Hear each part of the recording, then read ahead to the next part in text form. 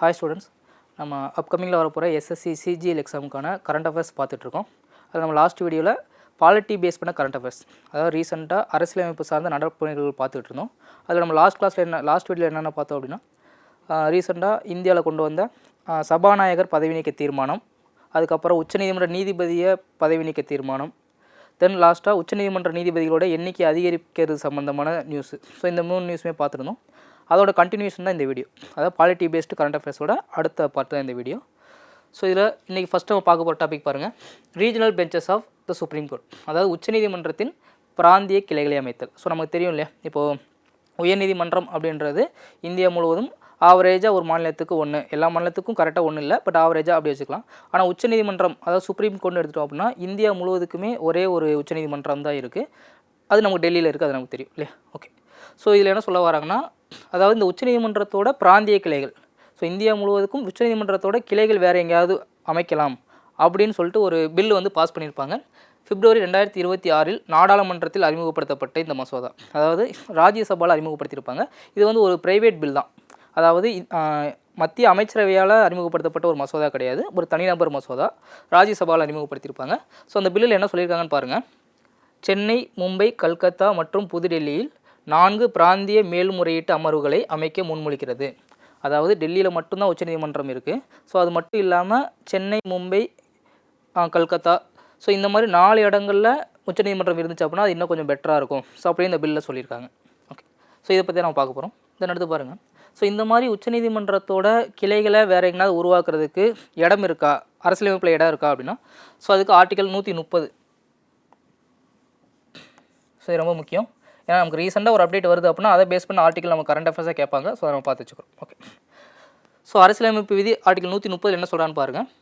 அரசியலமைப்பு சட்ட பிரிவு 130 படி உச்சநீதிமன்ற தலைமை நீதிபதி, அதாவது சுப்ரீம் கோர்ட்டோட சீஃப் ஜஸ்டிஸ், உச்சநீதிமன்ற தலைமை நீதிபதி குடியரசுத் தலைவரின் ஒப்புதலுடன் புதுடெல்லி தவிர இந்தியாவின் பிற இடங்களிலும் நீதிமன்ற அமர்வுகளை அமைக்கலாம்.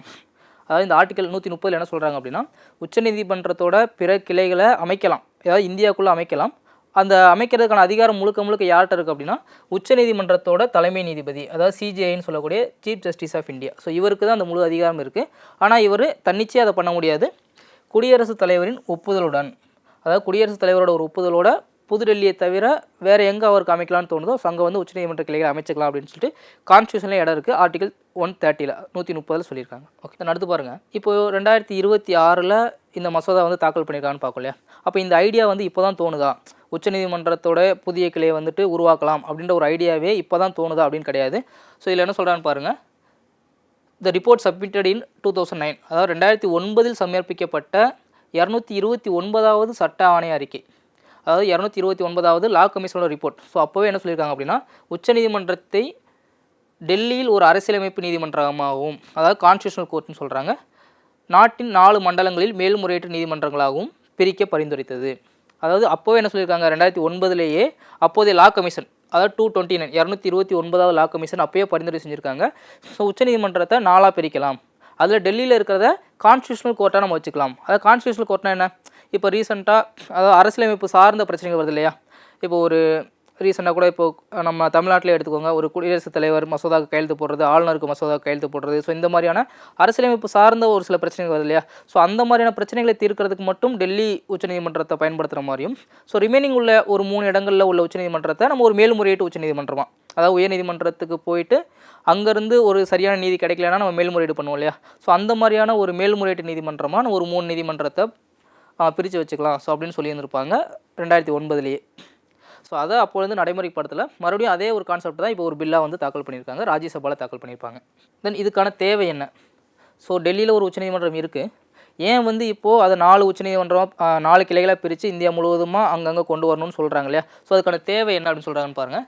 அதாவது அஸ் ஆஃப் இயர்லி 2026, அதாவது 2026 தொடக்கத்தில் ஒரு ரிப்போர்ட் என்ன சொல்லுது அப்படின்னா, உச்சநீதிமன்றத்தில் தேங்கி கிடக்கிற வழக்குகள், அதாவது நிலுவையில் இருக்கிற வழக்குகள் 92,000க்கு மேலே, அதாவது 92,000க்கு மேலே வழக்குகள் வந்துட்டு நிலுவையில் இருக்குது. ஸோ அப்போ இந்த நிலுவையில் இருக்கிற வழக்குகளை முடிக்கணும் இல்லையா.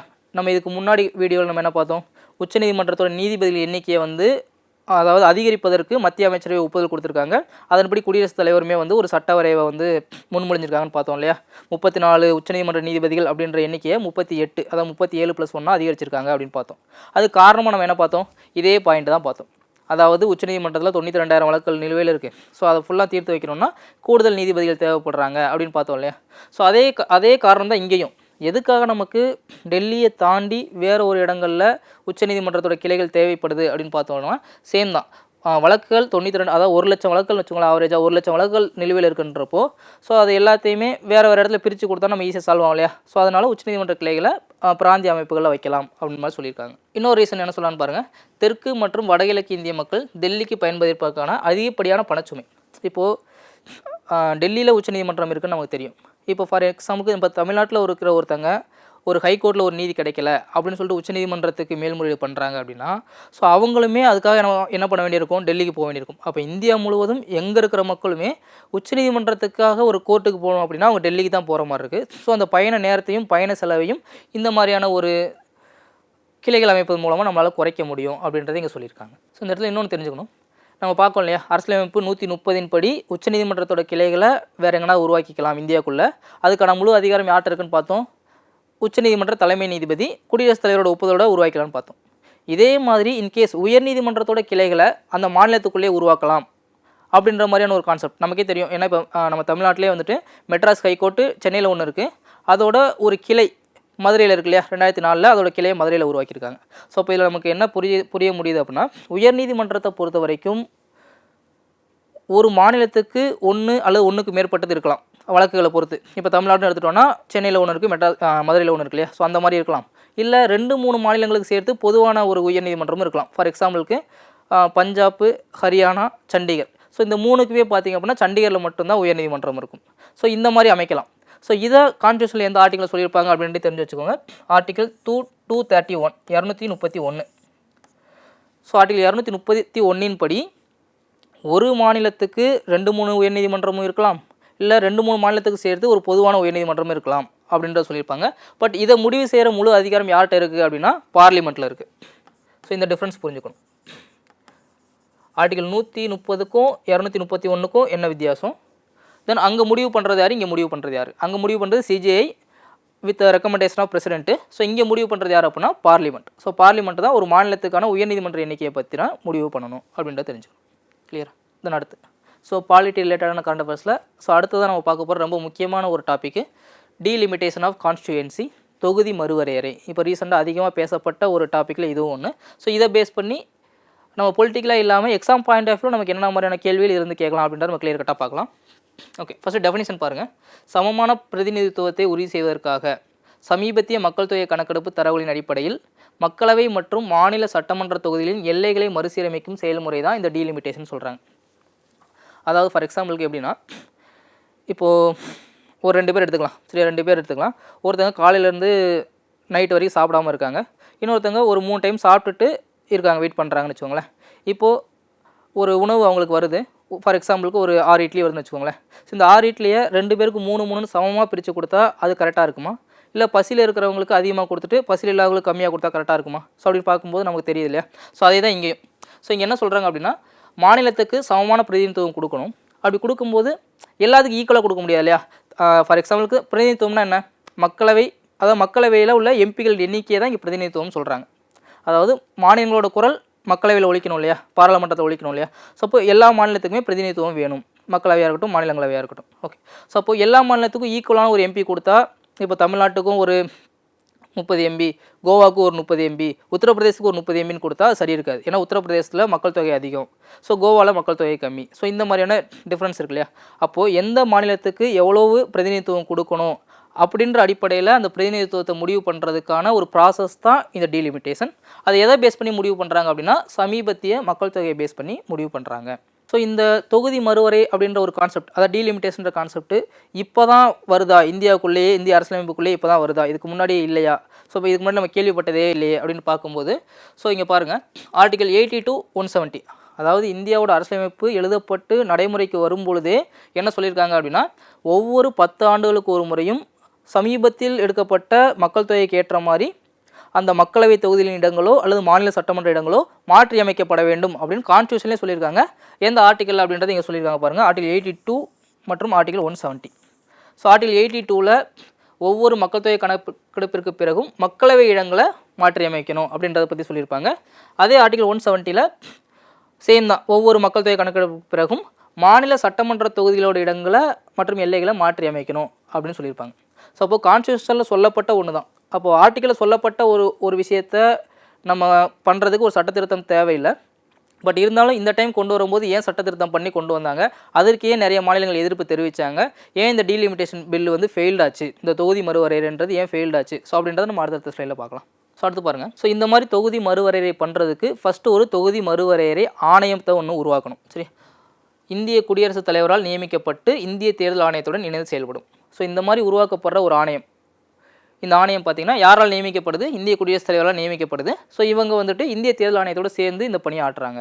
ஓகே, ஸோ இந்த ஆணையத்தின் உறுப்பினர்கள், அதாவது தொகுதி மறுவரையறை பண்ண போகிறாங்க அப்படின்னா அதுக்குன்னு ஒரு தனியாக ஒரு ஆணையம் உருவாக்குறாங்க இல்லையா.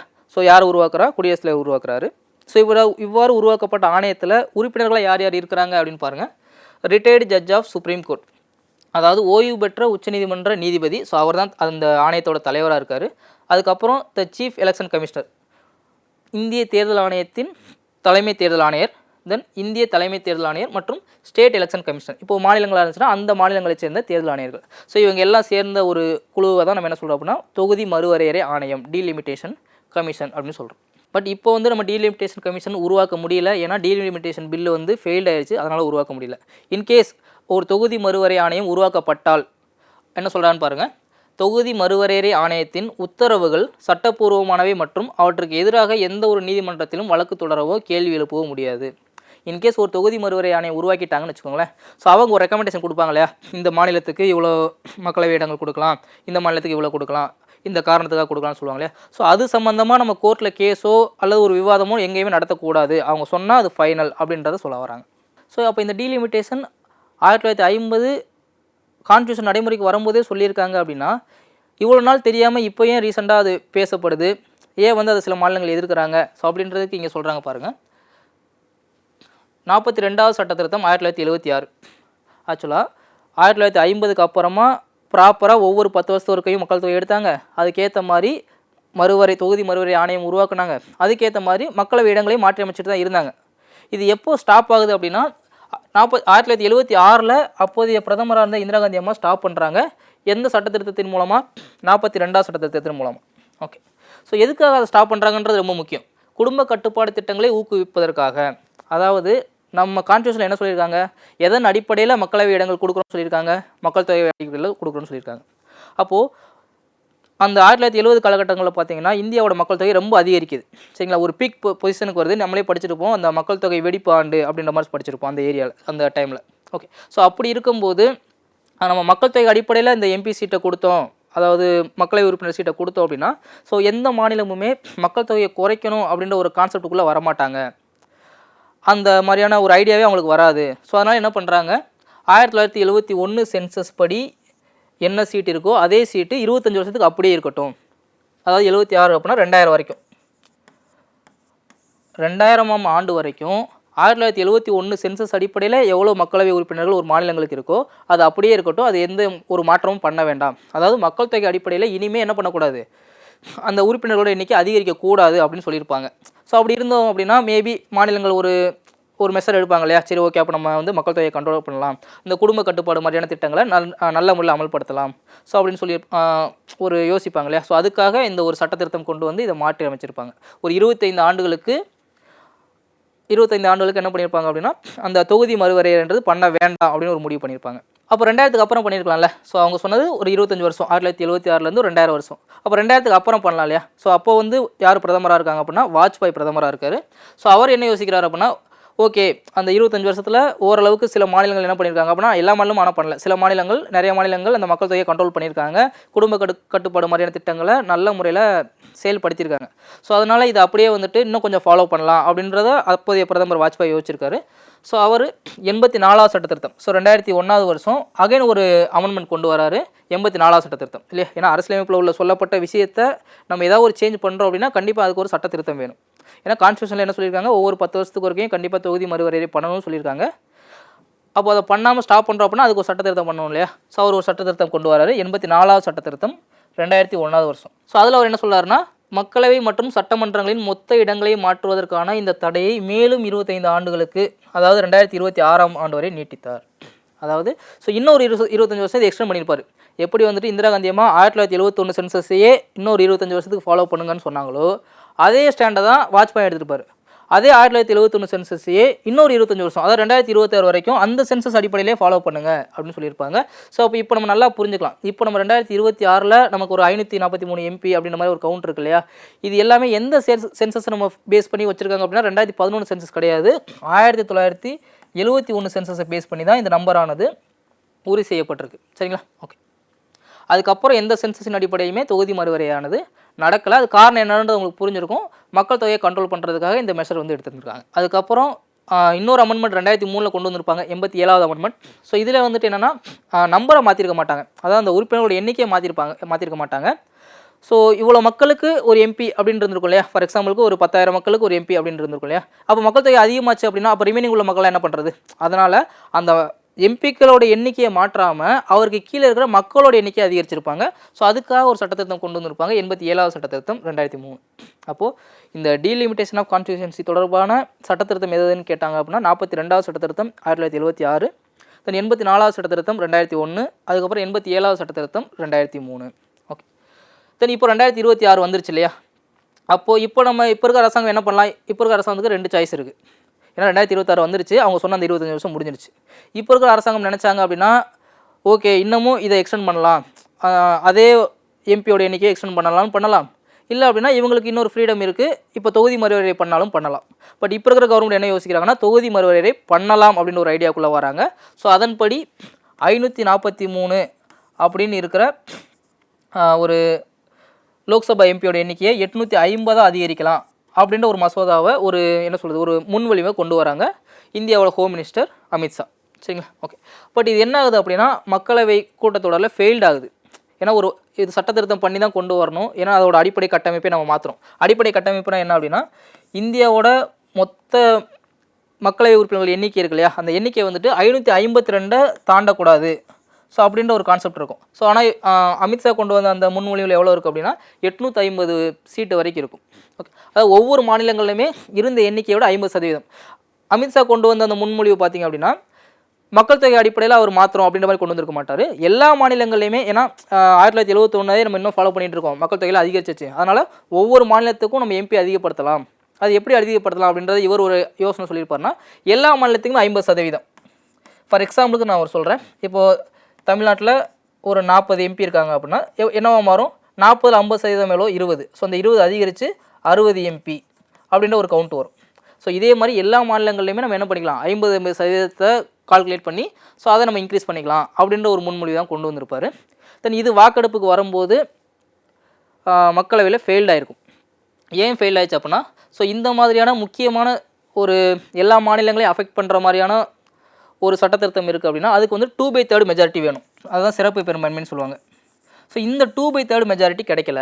அதாவது 2/3னா என்ன, மொத்த உறுப்பினர்கள் 543 பேர் இருக்காங்க இல்லையா. இந்த 543ல் 2 பங்கு பேர் சாதகமாக ஓட்டு போட்டிருக்கணும். ஓகே இந்த முன்மொழிவை நாங்கள் ஏற்றுக்கிறோம் அப்படின்னு சாதகமாக ஓட்டு போட்டிருக்கணும். அப்போ பாருங்களேன் நமக்கு எவ்வளோ ஓட்டு வேணும்னா 18:1. ஸோ 362 எம்பிக்கள் சாதகமாக ஓட்டு போட்டால் மட்டுமே தான் இந்த டீலிமிட்டேஷன் பில்லானது பாஸ் பண்ணுற மாதிரி இருந்திருக்கும்.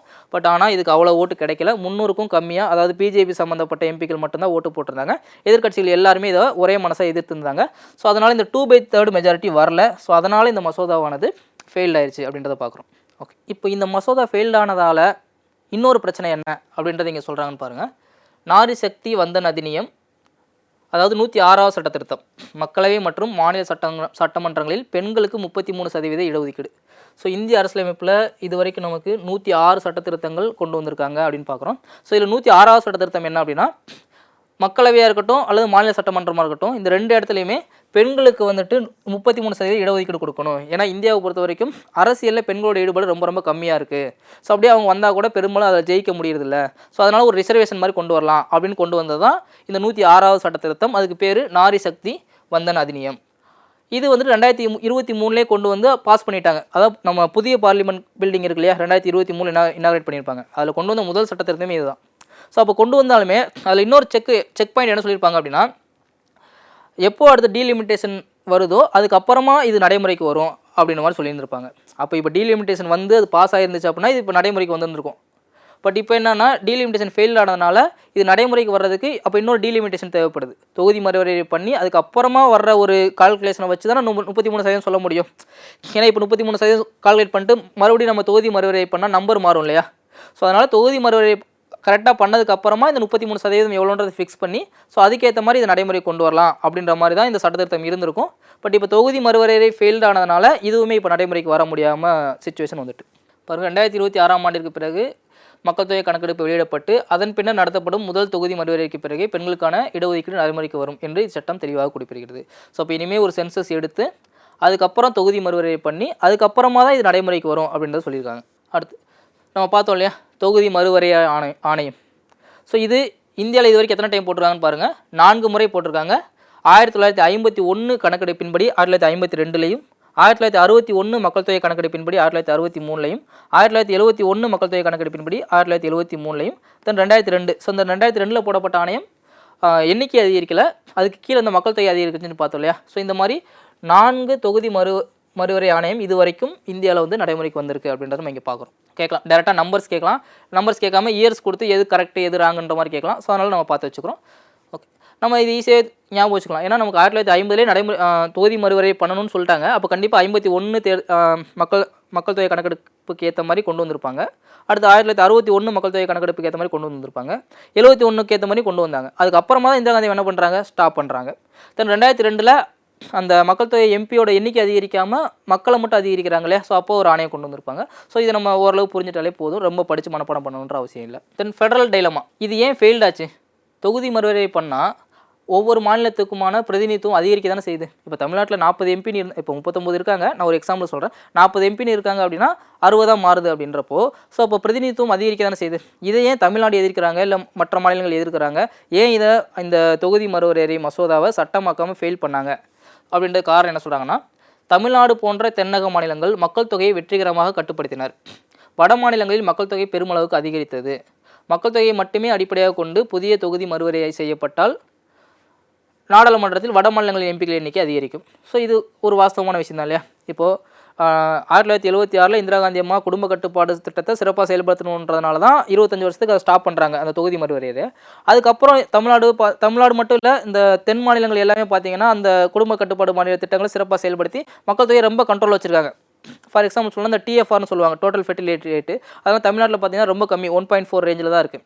ஸோ அப்படி இருக்கும்போது இப்போ திடீர்னு வந்து மக்கள் தொகை அடிப்படையில் நாங்கள் எம்பி சீட்டை உயர்த்துவோம்னு சொன்னால் அப்போ நம்ம அரசாங்கத்தோட கொள்கைகளை ஃபாலோ பண்ணி அதை ஸ்ட்ரிக்டாக நடைமுறைப்படுத்தினா நமக்கு அது ஒரு லாஸ் தானே, நமக்கு பிரதிநிதித்துவம் குறையும் இல்லையா. ஸோ அது ஒரு ரீசன் இந்த தொகுதி மறுவரையை மக்கள் தொகை அடிப்படையில் பண்ணுறதை எதிர்க்கிறதுக்கு. தென் இன்னொன்று பார்த்தா கூட அமித்ஷாவோட முன்மொழிவில் அவர் என்ன சொல்கிறாருன்னா, நான் மக்கள் தொகை அடிப்படையில் பண்ணல, எல்லா மாநிலத்துக்கும் ஈக்குவலாக வர மாதிரி எல்லா மாநிலத்தோட பிரதிநிதித்துவத்தையும் 50% தான் அதிகரிக்கிறாங்க. அப்படி தான் நம்ம பார்த்தோம் இல்லையா. ஓகே, அதை ஏன் எதிர்க்கிறாங்க? இப்போ மக்கள் தொகை அடிப்படையில் பண்ணாமல் எல்லா மாநிலத்துக்கும் ஈக்குவலான பிரதிநிதித்துவம் அதிகரிக்கிறாங்க, அதையும் ஏன் எதிர்க்கிறாங்க அப்படின்னா, ஸோ இதுக்கு தென் மாநிலங்கள் என்ன சொல்கிறாங்க அப்படின்னா, நாங்கள் வந்து மக்கள் தொகையை ரொம்ப கண்ட்ரோல் பண்ணி எக்கனாமிக்ஸில் அதிகமான சப்போர்ட் நாட்டுக்கு பண்ணுறோம். அப்போது எங்களுக்கும் மற்ற மாநிலங்களுக்கும் ஈக்குவலான ஒரு பிரதிநிதித்துவமாக இருந்தால் நல்லா இருக்காது, எங்களுக்கு கொஞ்சம் எக்ஸ்ட்ரா வேணும் அப்படின்றத கேட்குறாங்க. ஏன்னா இந்த டைமில் கேட்டால் தானே உண்டு. ஸோ ஒருவேளை தொகுதி நம்ம பார்க்குறோம் இல்லையா, தொகுதி மறுவரை ஆணையம் அமைச்சிட்டாங்க அப்படின்னா அவங்க சொல்கிற கருத்துக்கு நம்ம என்ன பண்ண முடியாது, கோர்ட்லேயே போயிட்டு அப்பீல் பண்ண முடியாது. அப்போ இந்த டைம்லேயே அமைக்கிறதுக்கு முன்னாடியே நமக்கான தேவைகள் என்னவோ அதை சொல்லி அதுக்கேற்ற மாதிரி பிரதிநிதித்துவம் வாங்கினா தான் உண்டு. ஸோ இது ஒரு ரீசன் தென் மாநிலங்கள் இந்த மாதிரியான தொகுதி மறுவரையறையை எதிர்க்கிறதுக்கான காரணம்.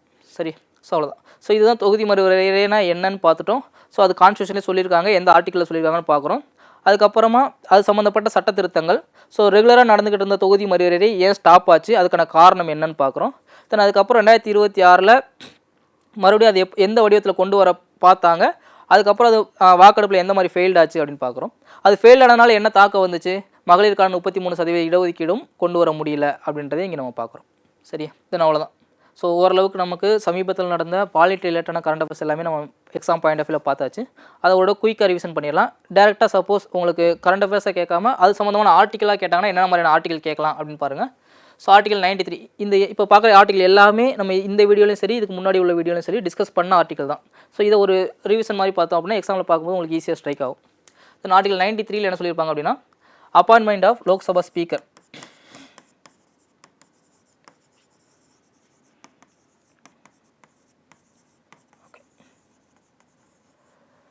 ஸோ அதாவது மக்களவை சபாநாயகரோட நியமனத்தை பற்றி சொல்கிறது ஆர்டிகல் 93. தென் ஆர்டிகல் 94 சி ஞாபகம் இருக்கா? ஸோ இந்த 94 சியை பேஸ் பண்ணி தான் ஒரு சபாநாயகரை பதவி நீக்கம் பண்ணலாம், அதாவது ஒரு மக்களவை சபாநாயகரை பதவி நீக்கம் பண்ணலாம் அப்படின்ற ஒரு ப்ராசஸ் எங்கே குறிப்பிட்டிருப்பாங்கன்னா ஆர்டிகல் 94 சியில் குறிப்பிட்டிருப்பாங்க. ஏன்னா ரீசெண்டாக அந்த ஒரு தீர்மானம் பண்ணப்பட்டிருந்துச்சு. பட் ஆனால் அது நடைமுறைக்கு வரல, ஃபெயில் ஆகிட்டு. ஓகே, அடுத்து ஆர்டிகல் 96. இது ரொம்ப ரொம்ப முக்கியமான ஒரு ஆர்டிகல். ஸோ 96 சபாநாயகர் சம்மந்தப்பட்டது தான். அதாவது இதில் என்ன சொல்லியிருப்பாங்கன்னா ஜென்ரலாக எந்த ஒரு மக்களவை கூட்டத்திற்குமே யார் தலைமை தாங்குவாங்க அப்படின்னா சபாநாயகர் தான் தலைமை தாங்குவார். இன்னமும் சொல்லணும்னா ஜாயின்ட் சிட்டிங், மக்களவை உறுப்பினர்களும் மாநிலங்களவை உறுப்பினர்களும் சேர்ந்து உட்காந்து ஒரு கூட்டம் நடந்தால் கூட அதுக்குமே சபாநாயகர் தான் தலைமை தாங்குவார். ஆனால் ஒரு கூட்டம் நடைபெறுது, அந்த கூட்டம் எதுக்காக? மக்களவை சபாநாயகரை பதவி நீக்கம் பண்ணணும் அப்படின்றதுக்காக நடைபெறுது. ஸோ இப்போ அந்த மாதிரியான கூட்டத்துக்கு யார் தலைமை ஏற்க முடியாது அப்படின்னா சபாநாயகரை தலைமை ஏற்க முடியாது அப்படின்னு சொல்கிறது தான் ஆர்டிகல் 96. தென் ஆர்டிகல் 124 உட்பிரிவு 4. ஸோ 124 4. ஸோ இது எதை பற்றி பேசுகிறாங்க அப்படின்னா உச்சநீதிமன்ற நீதிபதியின் பதவி நீக்கம். So removal of supreme court judge. ஒரு உச்சநீதிமன்ற நீதிபதியை எந்த மாதிரியான ப்ராசஸில் பதவி நீக்கம் பண்ணணும் அப்படின்றத பற்றி பேசுகிறது ஆர்டிகல் 124 4. ஓகே, தென் ஜட்ஜஸ் என்கொயரிஸ் ஆக்ட். ஒரு உச்சநீதிமன்ற நீதிபதியை எந்த மாதிரியான விசாரணையின் அடிப்படையில் பதவி நீக்கம் பண்ணணும் அப்படின்ட்டு 1968 ஜட்ஜஸ் என்கொயரிஸ் ஆக்டில் சொல்லியிருப்பாங்க. ஸோ இந்த இயர் கேட்டாலும் நம்ம பார்த்து வச்சுக்கணும். அடுத்த ஆர்டிகல் பாருங்கள் 124 1. அதாவது இந்தியாவுக்கு ஒரு உச்சநீதிமன்றம் வேணும். ஸோ அந்த உச்சநீதிமன்றத்துக்கான நீதிபதிகள் எண்ணிக்கையை வரையறுக்கணும் அப்படின்றத ஆர்டிகல் 124 1 சொல்லியிருப்பாங்க. அதாவது உச்சநீதிமன்றத்தோட அமைப்புனா என்ன? உச்சநீதிமன்றம் வேணும், அங்கே நீதிபதிகள் வேணும். ஸோ அப்படின்றத 124 1 சொல்லியிருப்பாங்க. அந்த நீதிபதிகள் எண்ணிக்கையை யாரும் முடிவு பண்ணிக்கலாம்? பாராளுமன்றம் முடிவு பண்ணிக்கலாம். அதிகரிக்கணுமா கம்மி பண்ணணுமான்றதை முடிவு பண்ணிக்கலாம். இந்த 124 1 பேஸ் பண்ணி தான் நமக்கு இப்போ 34 இருக்கிற உச்சநீதிமன்ற நீதிபதிகளோட எண்ணிக்கையை 38 அதிகரித்தாங்க அப்படின்றத நம்ம பார்த்துருந்தோம் இல்லையா? அந்த ஆர்டிகல் தான் இது. தென் ஆர்டிகல் 82 ஆர்டிகல் 170 இந்த ரெண்டுமே நம்ம இப்போ பார்த்தது தான். அது ஆர்டிகல் 82 என்ன? ஒவ்வொரு மக்கள் தொகை கணக்கெடுப்பிற்கு பிறகும் மக்களவை தொகுதிகளின் எண்ணிக்கையை மறுசீரமைக்கணும் அப்படின்னு சொல்லிட்டு ஆர்டிகல் 82 பேசியிருப்பாங்க. அதுவே ஆர்டிகல் 170 எதை பற்றி பேசியிருப்பாங்க அப்படின்னா சேம் ஒவ்வொரு மக்கள் தொகை கணக்கெடுப்பிற்கு பிறகும் மாநிலங்களில் உள்ள மாநில சட்டமன்ற உறுப்பினர்கள் எண்ணிக்கையை மறுசீரமைக்கணும். ஆனால் இந்த ரெண்டுக்குமே லிமிட் உண்டு. ஸோ என்ன தான் வந்துட்டு மக்கள் தொகை அடிப்படையில் மாநில சட்டமன்றங்கள் எண்ணிக்கையை மறுசீரமைச்சாலும் அது மினிமம் 60லேருந்து மேக்ஸிமம் 500 இந்த ரேஞ்சுக்குள்ளே தான் இருக்கணும். ஸோ மக்கள் தொகை அதிகரிக்கிறாங்கன்னு சொல்லிட்டு 500க்கு மேலே நம்ம என்ன பண்ண முடியாது? எம்எல்ஏ கொண்டு போக முடியாது. இப்போ ஃபார் எக்ஸாம்பிள் தமிழ்நாட்டில் 234 இருக்காங்க இல்லையா? ஸோ இந்த கவுண்ட்டு சொல்கிறேன். இந்த கவுண்ட்டு 60லேருந்து குறைந்தபட்சம் 60 இருக்கணும். ஆனால் அது எல்லாத்துக்கும் பொதுவானது கிடையாது. ஏன்னா இப்போ சிக்கிம், கோவாலாம் பார்த்தீங்கன்னா ரொம்ப கம்மியான மக்கள் தொகை கொண்ட ஸ்டேட்டு. ஸோ அங்கெல்லாம் வந்துட்டு 60 எம்எல்ஏலாம் வரவே வராது மக்கள் தொகை அடிப்படையில். ஸோ அது கொஞ்சம் விதிவிலக்காக இருக்கும். பட் இருந்தாலும் காமனாக சொல்கிறது என்னென்ன அப்படின்னா குறைந்தபட்சம் 60லேருந்து அதிகபட்சம் 500 எம்எல்ஏக்குள்ளே தான் இருக்கணும் அப்படின்றதையும் சொல்லியிருந்திருப்பாங்க. ஓகே, அடுத்த ஆர்டிகல் 130. ஸோ இது ரொம்ப இம்பார்ட்டன்ட். அதாவது டெல்லி உச்சநீதிமன்றம் இருக்குல்லையா? உச்சநீதிமன்றம் டெல்லியில் இருக்கு இல்லையா? ஸோ டெல்லியில் இல்லாமல் என்ன பண்ணலாம்? உச்சநீதிமன்றத்தோட கிளைகளை இந்தியாவுக்குள்ளே வேறு எங்கேயாவது உருவாக்கலாம் அப்படின்றத சொல்லியிருப்பாங்க. அதுக்கான அதிகாரம் உச்சநீதிமன்ற தலைமை நீதிபதிக்கு மட்டுமே உண்டு அப்படின்றத சொல்லியிருப்பாங்க. அதுதான் ஆர்டிகல் 130. ஆர்டிகல் 231 சேம் தான். எப்படி உச்சநீதிமன்றத்தோட கிளைகளை உருவாக்கலாமோ அதே மாதிரி உயர்நீதிமன்றத்தோட கிளைகளையும் நம்ம என்ன பண்ணலாம்? அந்த மாநிலங்களில் எக்ஸ்ட்ரா உருவாக்கிக்கலாம். இல்லை 2-3 மாநிலத்துக்கு சேர்ந்து பொதுவான ஒரு உயர்நீதிமன்றம் கூட வச்சுக்கலாம் அப்படின்றதையும் ஆர்டிகல் 231 சொல்லியிருப்பாங்க. சரி, இந்த முடிவை யார் எடுக்கலாம் அப்படின்னு பார்த்தோம்னா இந்த முடிவை எடுக்கிற முழு அதிகாரம் பாராளுமன்றத்துக்கு மட்டும்தான் உண்டு. ஸோ அந்த டிஃப்ரென்ஸ் நம்ம பார்த்துக்கிறோம். அதன் அடுத்து ரீசன்ட் கான்ஸ்டியூஷனல் அமெண்ட்மெண்ட். ஸோ இந்த ஒரு பேஸ் பண்ணி ஒரு கொஸ்டின் கேட்பாங்க. அதாவது சமீபத்திய அரசியலமைப்பு சட்ட திருத்தங்கள். அதில் கடைசி இப்போ நமக்கு தெரியும் இந்திய அரசியலமைப்பில் இது வரைக்கும் 106 சட்ட திருத்தங்கள் நடந்திருக்கு. ஸோ இதில் கடைசியாக நடந்த ஒரு 5-6 சட்ட திருத்தங்கள் பார்த்துக்கோங்க. கரண்ட் அஃபேர்ஸ் பேஸ் பண்ணி அது நம்ம கேட்பாங்க. இதில் 100வது சட்ட திருத்தம் என்ன அப்படின்னா land border agreement between India and Bangladesh. இந்தியாவுக்கும் பங்களாதேஷுக்கும் இடையில் நடைபெற்ற அந்த நிலை எல்லை ஒப்பந்தம் தான் 100வது சட்ட திருத்தத்தில் பேசியிருப்பாங்க. இந்த 101வது சட்ட திருத்தம் என்ன அப்படின்னா ஜிஎஸ்டி. ஸோ நமக்கு வந்துட்டு நிறைய வரிகளை மெர்ஜ் பண்ணி ஒரே வரியாக கொண்டு வந்தாங்களே, ஒரே நாடு ஒரே வரின்ற கான்செப்டில் ஜிஎஸ்டி. ஸோ அந்த ஜிஎஸ்டியை பற்றி எங்கே பேசியிருப்பாங்க அப்படின்னா 101வது சட்ட திருத்தத்தில் பேசியிருப்பாங்க. தென் அடுத்து 102வது சட்ட திருத்தம். அதாவது பிற்படுத்தப்பட்ட ஒரு ஆணையம், நேஷனல் கமிஷன் ஃபார் பிசி இருக்கும் இல்லையா, ஸோ அந்த பிற்படுத்தப்பட்ட ஒரு ஆணையத்திற்கான ஒரு கான்ஸ்டியூஷனல் அங்கீகாரம், அரசியலமைப்பு அங்கீகாரம் கொடுக்கணும்னு சொன்னது இந்த 102வது சட்ட திருத்தம். 103வது சட்ட திருத்தம். இந்த 103வது சட்ட திருத்தத்தின்படி தான் இடபிள்யூஎஸ், அதாவது பொருளாதாரத்தில் பின்தங்கியவர்களுக்கு 10% இடஒதுக்கீடு கொடுக்கணும் அப்படின்னு சொல்லியிருப்பாங்க. ஆனால் இதுக்கு முன்னாடிலாம் இந்தியாவில் என்ன இருந்துச்சுன்னா கேஸ்ட் வைஸ் தான் இடஒதுக்கீடு இருந்துச்சு. அதை மாற்றி பொருளாதாரத்தில் பின்தங்கினவங்களுக்கும் 10% இடஒதுக்கீடு கொடுக்கலாம் அப்படின்னு சொன்னது இந்த 103வது சட்ட திருத்தம். இந்த 104வது சட்ட திருத்தம் என்ன? ஆங்கிலோ இந்தியர்கள் நியமனத்தை ரத்து பண்ணுறது. அதாவது இந்தியாவில் 545 லோக்சபா எம்பி இருப்பாங்க. அதில் 543 பேர் எலெக்ஷனில் தேர்ந்தெடுப்பாங்க. ரிமைனிங்கில் 2 பேரை குடியரசுத் தலைவர் நியமிப்பார். அந்த 2 பேர் யாராக இருப்பாங்கன்னா ஆங்கிலோ இந்தியர்களாக இருப்பாங்க. ஏன்னா அப்போதைக்கு இந்தியாவில் ஆங்கிலோ இந்தியர்கள் இருந்தாங்க, அவங்களோட பிரதிநிதித்துவம் வேணும்னு சொல்லிட்டு அது ஃபிக்ஸ் பண்ணியிருந்தாங்க. பட் இங்கே இப்போ ஆங்கிலோ இந்தியர்கள் இல்லாதனால அந்த ஆங்கிலோ இந்தியர்கள் நியமனம் வேண்டாம் அப்படின்னு சொல்லிட்டு 104வது சட்ட திருத்தத்தில் ரத்து பண்ணியிருப்பாங்க. அடுத்து 105வது சட்ட திருத்தம், ஒரு பிரிவினரை அவங்க பிற்படுத்தப்பட்டவங்க, மிகவும் பிற்படுத்தப்பட்டவங்க அப்படின்னு முடிவு பண்ணுறதுக்கான அதிகாரம் மாநிலங்களுக்கே வழங்கப்படலாம் அப்படின்னு சொன்னது தான் 105வது சட்ட திருத்தம். தன் கடைசியான சட்ட திருத்தம் 106வது சட்ட திருத்தம். இது வரைக்கும் நடைமுறையில் இருக்கிறது 106 தான். ஆனால் 106 நடைமுறைக்கு வரல, பட் சட்டமாயிட்டு பெண்களுக்கான இடஒதுக்கீடு எங்கள் மக்களவையிலையும் மாநில சட்டமன்றங்களையும் 33% பெண்களுக்கான இடஒதுக்கீடு. ஸோ இந்த ரீசெண்டான உள்ள சட்ட திருத்தங்களை நம்ம கொஸ்டின் கேட்கலாம், அதையும் பார்த்து வச்சுக்கோங்க. ஓகே, ஸோ இன்றைக்கி இந்த வீடியோட நம்ம கம்ப்ளீட் பண்ணிக்கலாம். ஸோ அடுத்த கிளாஸில் புதுசாக ஒரு டாப்பிக்கோட கண்டவர்ஸ் பார்க்கலாம். தேங்க்யூ.